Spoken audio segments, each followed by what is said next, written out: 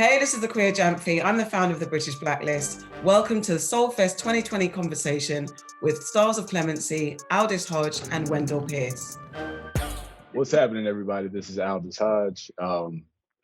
Play Anthony Woods in Clemency. Glad to be here. Glad you're here with us.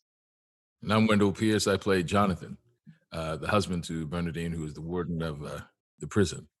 Thank you guys for joining us. So, just to jump straight in, what has been the most affirming reaction to Clemency, and what has been the most surprising for both of you to answer, please? For me, the most affirming reaction has been that people now understand a different side of their own opinions of the death penalty, capital punishment, and they oftentimes feel like they come away with this wanting to get active, participate in change. And I suppose that sort of rolls into what is the most surprising reaction in that people didn't understand the nuances of how it worked and also how they may contribute to this, And then once people realize that, they say, oh, wait a minute, now I'm really responsible for my activity or inactivity as it relates to this particular subject. So yeah, people just want to jump in there and do better now that they see how harsh this system is and this particular issue in general as it relates to everyone involved. I think I've had a different response. The thing that's so affirming is the fact that you see the damage to our humanity. Anyone who is a part of and comes in contact with this barbaric practice of execution, it destroys a part of their humanity, no matter how direct or indirect you may be attached to it. That was affirming that the film is impactful in that way and shows you the loss of humanity. And people understand that and feel it. And it's a very cathartic thing right from the very beginning of the movie. That is also the thing that has surprised me in a negative way, that people go, oh man, that's a little too much. I don't want to deal with it. There have been some reactions of people seeing it and not wanting to actually face the impact that the film has, or they don't want to have the conversation. So people love to give lip service. It feels good. It feels good to protest, right? It feels, it's visceral. You're there. You're like, I'm against this. And then to really actually sit and be reflective of what's really at stake, some people go, I want to step away from that. Man, I didn't know it was going to be that deep. And so I kind of get offended when I hear that. It's like, what did you expect?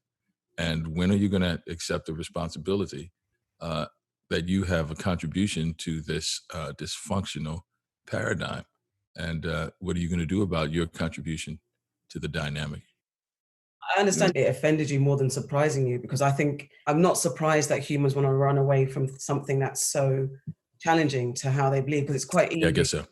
It's quite easy for people to be like, oh, that person did a crime. Yeah, let's hang them, kill them. It's a very easy reaction. But when you have to really the nuances that contribute to why that person might have done that, it's something to run away from. So I think I would draw to your offended rather than surprised, because I'm not surprised that humans.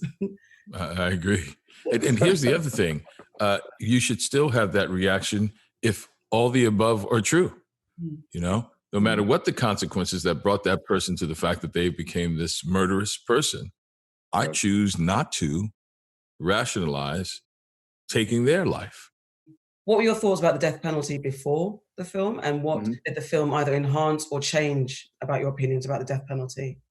It reaffirmed for me the necessity to really make a choice on it, because, I was never truly for the death penalty before, but the thing I maintained in my heart was that I'm human and I'm fallible. Generally, no. I was like, no, I'm not about the death penalty. But in the case that one of my loved ones was taken, and that decision was laid at my feet to vote for or against the death penalty for the offender, what would I choose? And the answer I laid down with was that I didn't know, because would passion and love and hatred overtake my rational thinking? I didn't know. with this film and really doing the research and going through the depth of trauma that is attached to being a part of or complicit with a decision like that, it just solidified for me a decision that I'm absolutely against the death penalty. Though it may be a difficult decision to make in hindsight for some people in the moment, it is a far more difficult decision to live with if you are for it, right? Conversations I've had with people regarding this film have led me to the primary question of, do we as a society have the right to take the lives of those who have presumably taken life? Whether they did or didn't, if we just think that, do we have that right? And if we do presume that we have the right, are we not like them? I understand the passionate impulse in a situation. I understand when someone is threatening your life. I understand when someone's threatening your family member's life.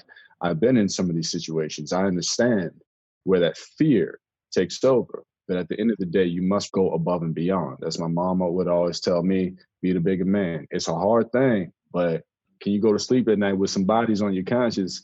That's a harder thing to deal with that you may not think about, immediately. So, for me, it was like, okay, I found my rooted answer. And Wendell, I've heard you speak on this before, so I know that you're very much, it appears that you're very much against it from before. So what did the film validate or verify from whatever you believe going into the project?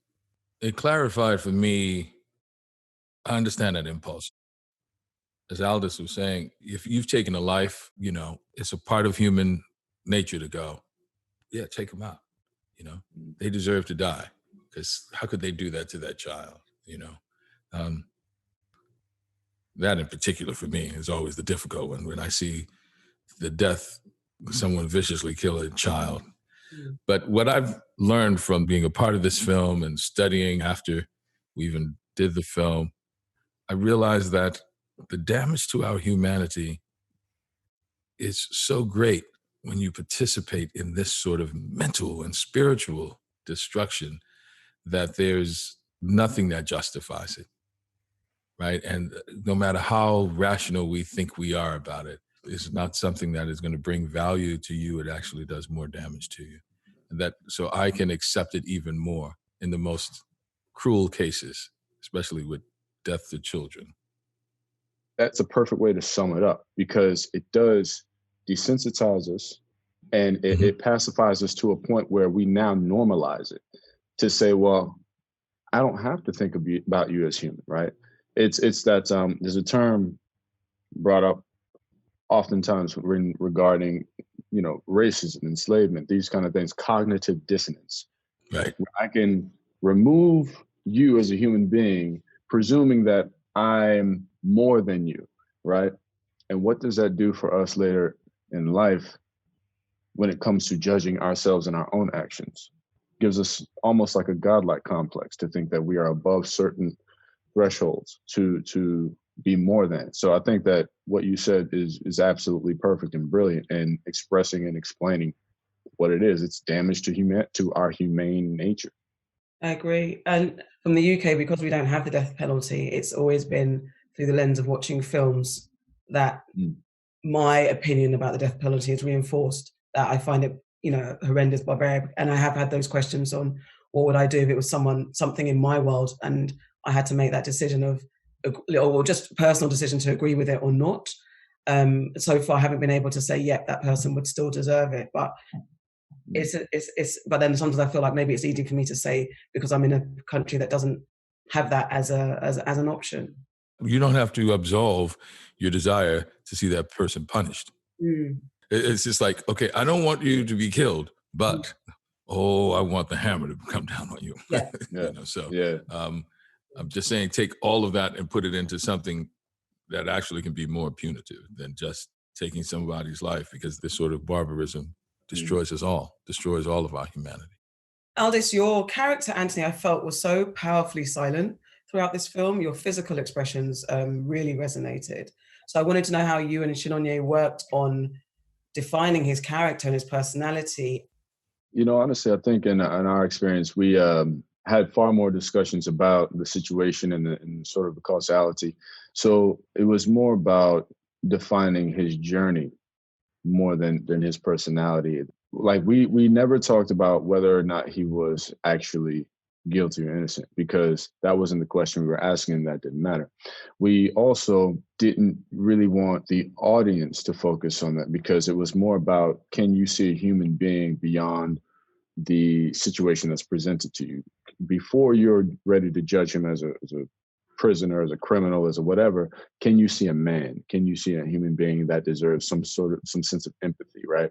So we wanted to have an emotional conversation with the audience through the moments of degradation and strife that he was dealing with. So the personality was sort of built based off of his understanding of life at this time.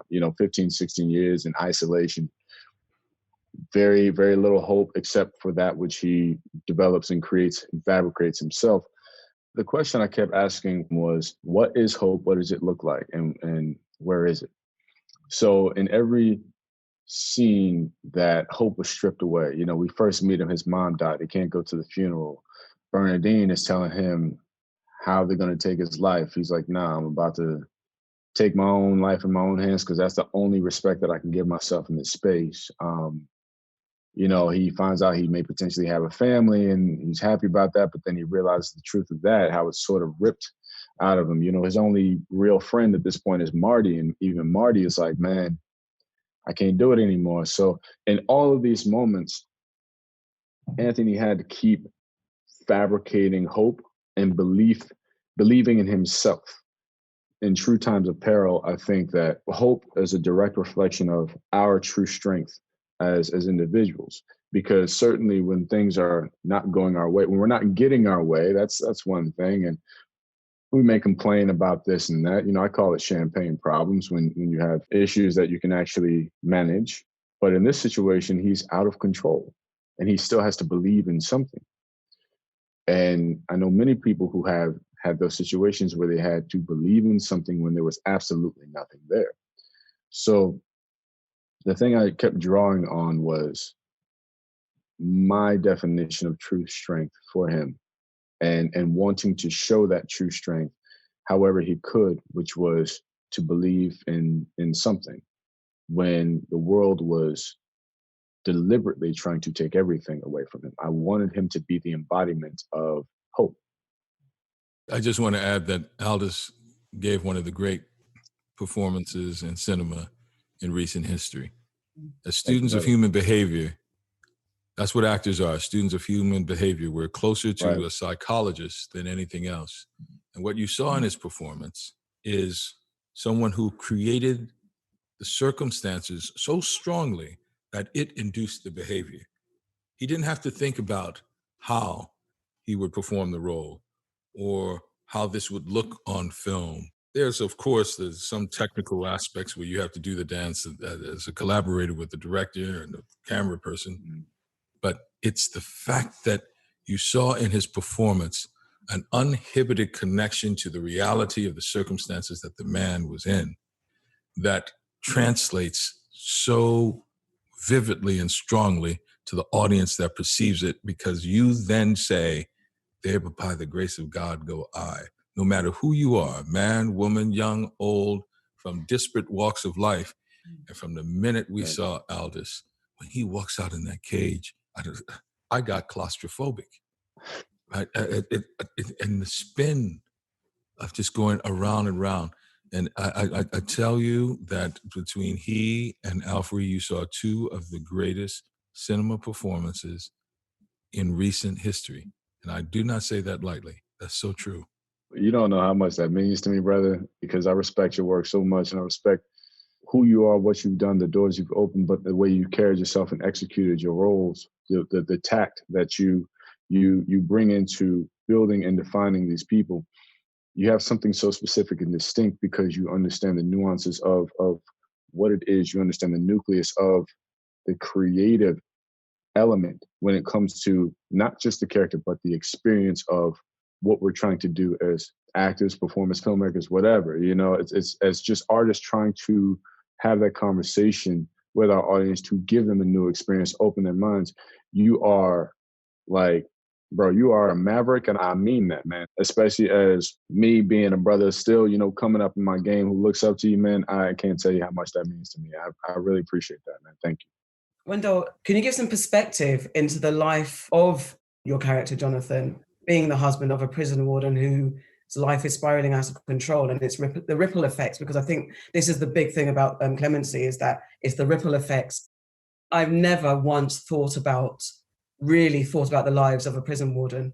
And also in your conversation that you had with Anthony the other day, you mentioned that there are many Black women or Black people in these roles, which again, I never really thought about.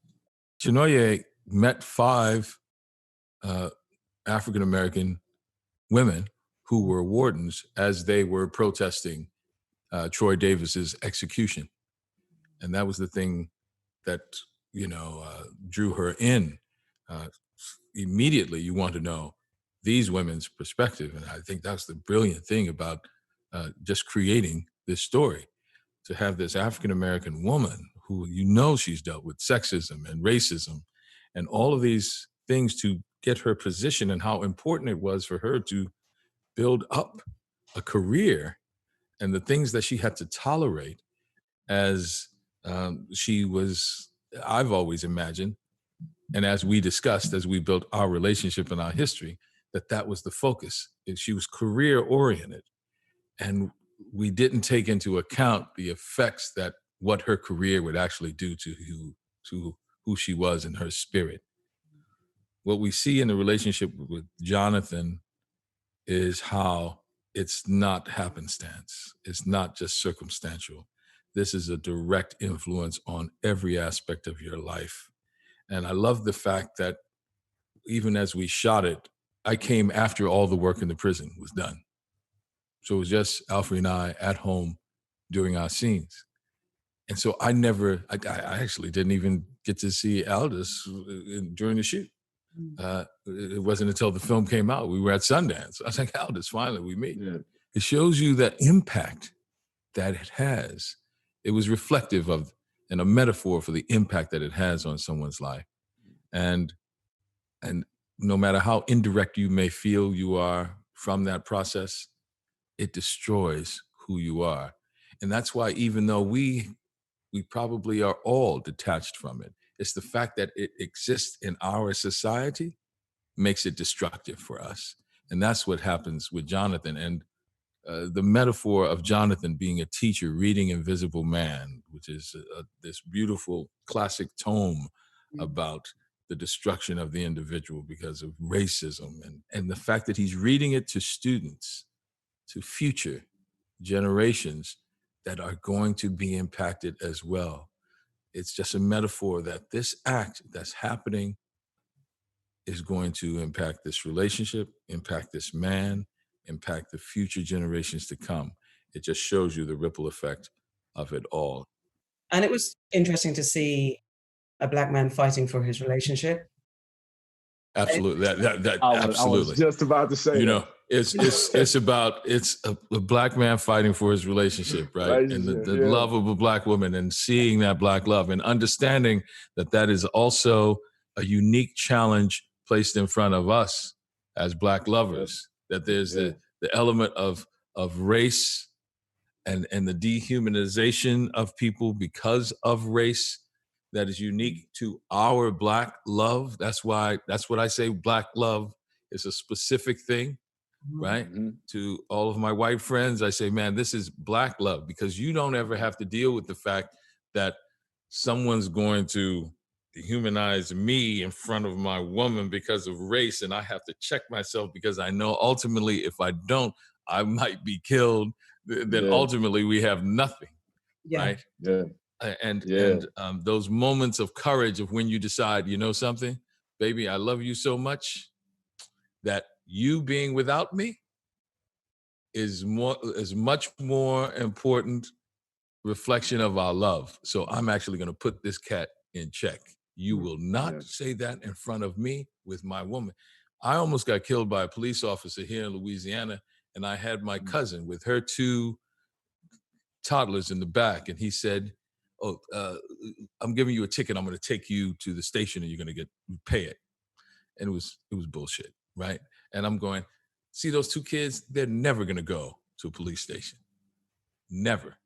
So if you want to arrest me, let's roll. She's a grown woman. She'll do what's necessary to figure out where we're going. She was from out of town. She was coming in from Chicago and Louisiana. He said, I'm not going to leave her on the side of the road. I said, you're not doing anything. You're not leaving her anywhere. I'm making this choice. You want to arrest me? Arrest me. And that was the first time I understood what blind rage was, because I was so angry. The curvature of the lens of my eyes changed, and I could not see his name or badge number or whatever. But it was like, I'm willing to challenge you right now, because I'm never going to let you demean those children or this woman who is my cousin, who is so deeply a part of my love. I will take the chance of you pulling this gun and taking me out. So yes, Black love. I love the fact that Jonathan, you know, he was a little smooth. But the thing that I loved about Jonathan and the way that you portrayed your love is that the whole time Bernadine thought she was in it by herself. In fact, she wasn't. And here's this man who loves her enough to let her be herself with respect. It wasn't done with force. It wasn't done with, you will do X, Y, and Z. And none of that. I'm the man of the house. It wasn't none of that. It was, I see you, which is something I think is so evident in a lot of relationships. People just want to be seen. This whole time she was, and she couldn't realize it until later, right? But he was still there. Even if he took his space, he was still there. Technically, even if he said, I'm going to take a few days, I'm going to take a little minute, he stayed, because he was staying here and he was staying here. And that's something that's so important, because that's what's also real within our community, especially that does not get promoted or seen oftentimes. And it was the delicate nature of how you showed what love is through allowing somebody to just exist. And you say, I accept how you exist. I'm going to still do me, but I accept all of this. I know it's probably not going to change. It is whatever. We still got to survive, but I'm going to fight for you. There is fighting against each other or fighting for each other. And it's two different ways you can go about it, right? And I feel like we see an excellent example of how a man is just sitting there willing to fight for his woman, his love, his lady. And to a degree, at the same time, I felt like personally he was fighting for himself, because this relationship is something he believed in. This is something he built. He also, regardless of her going to work every day, he going to work with her, because he got to deal with her when she come home, you know? So that was one of my favorite parts about the film, because it's an education, especially for a lot of us younger ones who think, oh, a couple fights, I'm out. I'm not getting my way, I'm out. Nah, because we may have grown up in a house where we didn't see it. We didn't see people fighting for each other. We just saw people fighting to get their way. But this is a whole different deal. And this man is fighting for the foundation that he signed up for. And I think it was so important. And if you don't know what to look for, you might miss it, the subtleties, but that's everything. When you didn't have it or you didn't see it, and you finally see it for the first time, it becomes clear. You're like, oh, that's what a relationship is. A relationship is work. It ain't supposed to be easy, you know. It ain't supposed to be, you know, all rainbows and Skittles. You know what I mean? It's work, but that is the work. And I just thought it was a brilliant performance when it came down to showing what a real man is, you know? In life, in society, in how we communicate with each other, it's never that patience. It's always, if a Black woman did something wrong, then the Black man will jog her on. But we need to change this narrative a lot. We need to change what we put out there. And I think this is, it's embedded in a story that's bigger. It's something, as you said, it's a teachable moment, which I think is very inspirational. I wanted to ask as well, because Chinonye's work is so intimate. Had any of you, had you heard of her work before? Had you watched her work before getting involved? And what was it like working with her? I had not heard of her work. I was sent the script and loved the script, and met her over the phone. And then working with her, it just shows you that she understands cinema. She understands that it's a visual medium, and she also understands actors. She understands all the departments and how it's a real collaborative art form. And so the discussion of the history of the characters, the situation, what's at stake, everyone's on the same page. And everyone then brings their skill set to that. The actors are doing one thing, the lighting is being done in a particular way, production design, the camera work. We're all in unison about understanding what's happening between the people in the scene and what's at stake in the story. That's the intimacy that she brings, and she trusts the actual craftsmanship of cinema, that you can tell a story. I mean, there's two moments. I'm trying to like not ruin the film for those who haven't seen it. There's one moment that is physically damaging to Aldis, and I described one earlier when he comes out first time for his 1 hour exercise. That it just visually tells the entire story and is impactful. And I go back and I go, what was the dialogue in that scene? I realized there was no dialogue, right? And then there is a moment at the climax of this film where you see a director and an actor, and Alfre Woodard, who do something that I think is as historic in cinema as Truffaut's freeze frame, as memorable and impactful as the opening of Goodfellas, that long tracking shot with the Steadicam that went from outside through the kitchen back into the dining room where a show is going on and he's brought to his table. It is as impactful as the chariot race in Ben-Hur. There's a moment, and you will know what it is, where you go, as simple as that was, I went on a roller coaster ride of emotions. And it's that intimacy that is Chinwe's strength. Absolutely. I can't say it better than that, but I will say that I also was not aware of her work prior to reading the script. She sent me a letter expounding on her idea of me and the film and her support of my work. And I was very, moved by the letter. She didn't have to do that, but her script, from the moment I read the script, I said, oh, she knows what this world is. And I'm talking about not just the subject matter, but she knows filmmaking. Oftentimes I'll read a script, I'm like, y'all could have seriously cut like 20 pages out. We didn't need all that. What does this mean? Why are you rambling? She trimmed all the fat on the story, and it still moved. It was a deeply emotional, impassioned, and effective movie. It was something that I wanted to dig deeper into. And the other part about Chinwe that is fantastic is that she has a very infectious personality. So with a heavy movie like this, you jump on set and you think everybody's all somber, and she comes in, she has a brilliant, bright laugh. She has a lot of great energy. She always seems bubbly and in a good mood. She was just so happy to be working on the set, like doing, her vision. But if you want to find Chinwe, you just listen for the laugh, and that's where you'll find, because eventually you're going to come up on it. But she brought so much great energy and positivity and just support and belief to the set that it was a fantastic, working environment. And we had a crunch time. It was not an easy shoot. I shot all of my work within 5 days. So there was no room for an amateur mindset. And she is the one who was setting the tone for that. So she had to come as prepared as anybody. I was very thoroughly impressed with watching her work. I was going to ask how you did break up the mood, because it's like a serious topic. Yeah. How did you guys kind of shake it off? But if it was all Chinwe's laughter and stuff like that. A few things. I mean, definitely having that camaraderie and respect for each other on set. It was a great environment, really great working environment. But also, I'm a bit strange in that the harder it got for my character, the happier I got. So I never fell into a rough emotional spot personally, just because I said, I was excited for people to see this world and see how raw this is for the men and women who actually live in these conditions.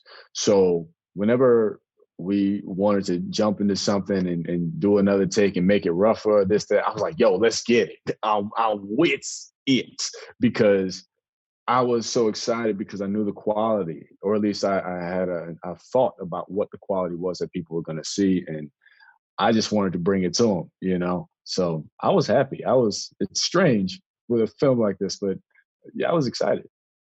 Yeah. But I understand because I can feel that the energy and the excitement of getting something done because you know the power of its impact, then you have got that room to be, I'm actually happy about it. I get it. Exactly.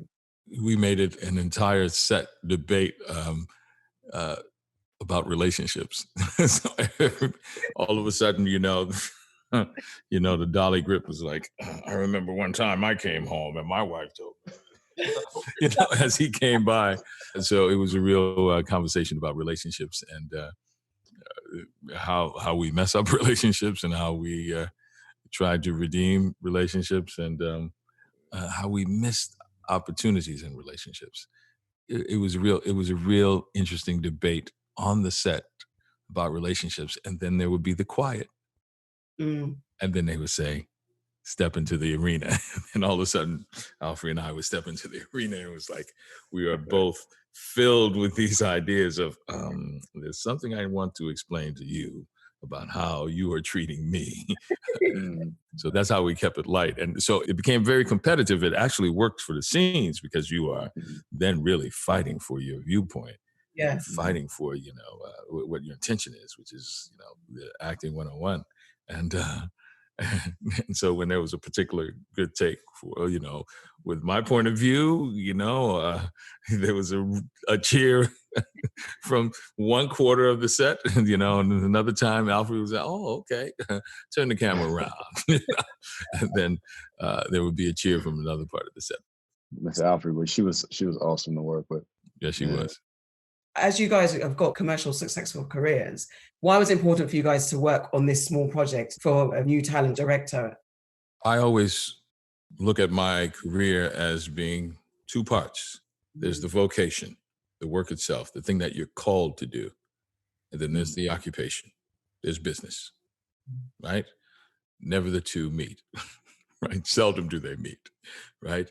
So you make decisions of like, what do I need as an artist? I learned this from an agent a long time ago. He told me, I'm constantly going to be thinking about the business. He said, you need to tell me what you need as an artist to keep fueling the fire for yourself. Smart. So when you see a project like this come along, on the artistic side, it was easy. Wonderful script, an opportunity to do great work. And it's only 2 weeks of your time, right? Yeah. But it can have a major impact. Then on the business side, the opportunity to give a Black woman, director, writer, producer, whatever sort of platform I have as a commercially successful actor, I'm all in. I'm all in. That's the producer in me that I'm thinking about. Absolutely. When you know the work is good, to jump in early. I mean, to work with Shanoya, not to make it sound crass, but it's to a degree like investing in Apple stock early, You can see the obvious work. This person is going places, and it's not about going places in terms of the commercial effect of, the bigger, the more glam, but it's about going places in terms of creating effect, that ripple effect.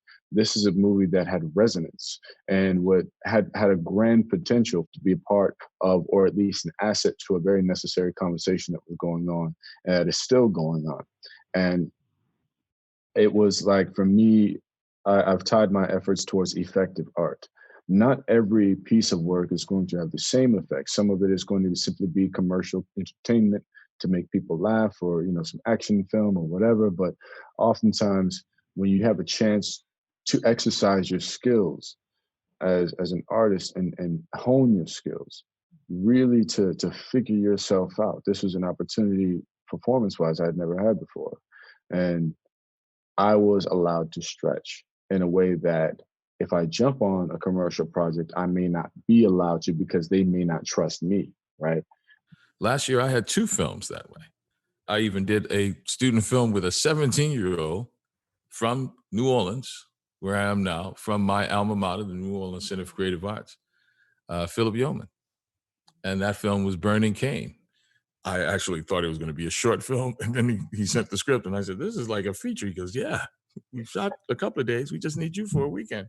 I was like, man, we shot, literally, I got 3 hours sleep one weekend as we shot the entire film. He won Tribeca Film Festival. And I was nominated for a Spirit Award.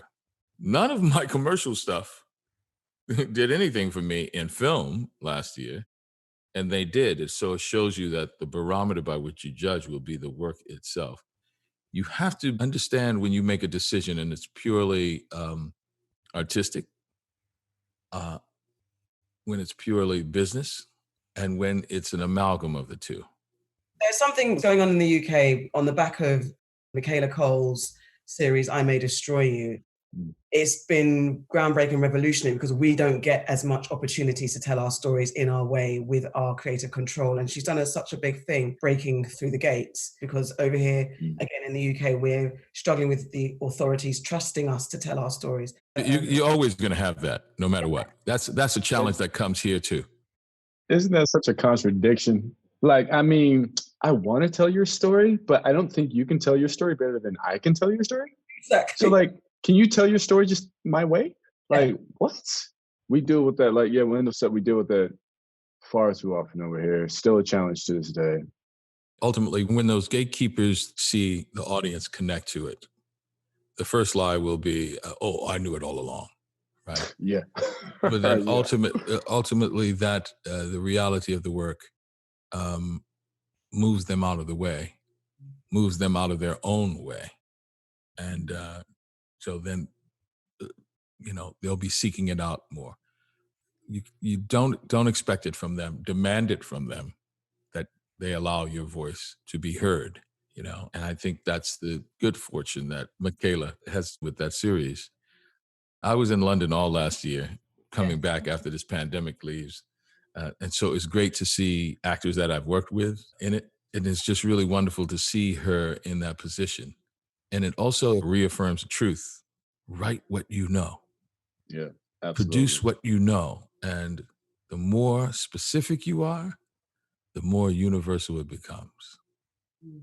That's why the impact of that show is happening, because people from disparate walks of life can appreciate it, because it's so truthful and authentic in its moments that everyone can identify. Absolutely. This has been a wonderful conversation. I really appreciate you guys chatting to me, and thank you so much. Thank you. I love the British Blacklist. I want to give a shout out to all of my people in London. I miss so much Sunday nights at the Hackney pub. Oh, wow. That was the spot. And there's the Hackney School. Shout out to the kids there. They're wonderful. Aldis, you can come and join the drinking. I've been out there a couple of times because, I'm still a painter doing my thing. But I'm going to see you out there. Yeah. Hey, okay. That's right. I keep forgetting that. That's right. Forgetting that. And they Wiley there. I see. Thank you so much, Akua. Thank you, guys. Thank you.